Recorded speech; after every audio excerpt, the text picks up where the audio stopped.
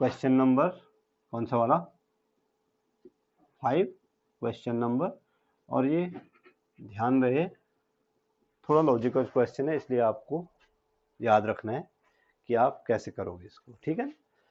और logical question इसलिए है क्योंकि ये कह रहा है कि एक वृत्त का परिमाप और क्षेत्रफल संख्यात्मक रूप से बराबर है, और वैसे भी अगर नहीं भी बोलता कि संख्यात्मक रूप से बराबर है तो भी संख्यात्मक रूप से ही बराबर हो सकता है भाई। कोई भी दो भौतिक राशियां, अलग अलग भौतिक राशियां हैं, उनका जो मान है संख्यात्मक रूप से अलग अलग हो सकता है, लेकिन मात्रा अगर उनके मात्रक क्या होंगे, हमेशा अलग अलग होंगे।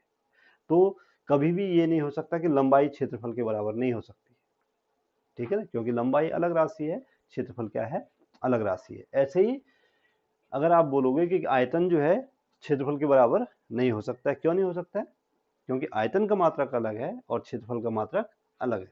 लेकिन संख्यात्मक मान बराबर हो सकते हैं। अगर किसी मेज का क्षेत्रफल 4 मीटर स्क्वायर हो सकता है, ठीक है ना, और किसी बर्तन का आयतन 4 घन सेंटीमीटर 4 घन मीटर हो सकता है, तो संख्यात्मक मान तो बराबर हो सकते हैं, लेकिन आयतन या जो भी भौतिक राशियां, दो भौतिक राशियां अलग अलग हैं, तो वो आपस में बराबर नहीं हो सकती। अब आपको यहाँ पे सिर्फ क्या, इसीलिए आपको हिंट दी हुई है कि संख्यात्मक रूप से बराबर हो सकते हैं।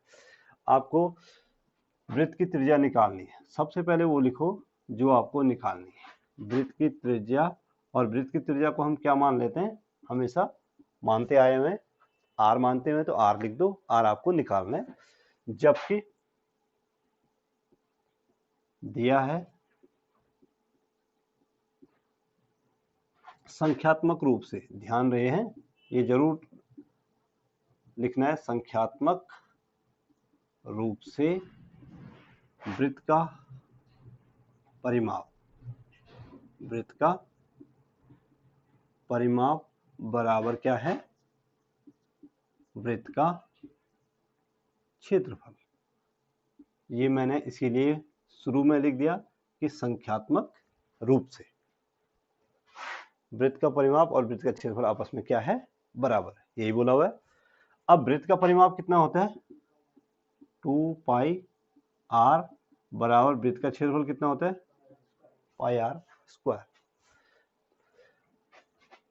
आर स्क्वायर बट्टे आर, आर वालों को एक तरफ ले जाओ, इसको मैं इधर ले गए, ध्यान दें, आर स्क्वायर के बट्टे में, तो पाई, पाई कहाँ आएगा, तो 2 पाई के बट्टे में क्या आएगा, पाई आएगा।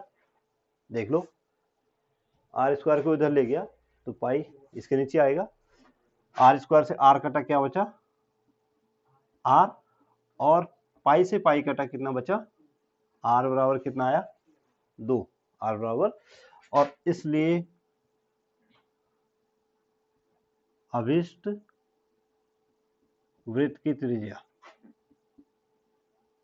अभिष्ट वृत्त की त्रिज्या कितना मात्रक है, मात्रक अगर दिया नहीं है तो आप उसको मात्रक लिख दो, यूनिट लिख दो, इकाई लिख दो, तो कितनी आई, 2 मात्रक। अभिष्ट वृत्त की त्रिज्या कितनी है, वृत्त की त्रिज्या 2 मात्रक हो गई। और इसलिए आपका विकल्प, इसमें विकल्प वाला क्वेश्चन था ये, इसलिए लास्ट में लिख भी देना है, विकल्प ए क्या है भाई, सही है, और ये आपका क्या हो गया, ये आपका आंसर हो गया भाई। क्लियर। तो यहाँ पे ये एक्सरसाइज भी क्या हो गई,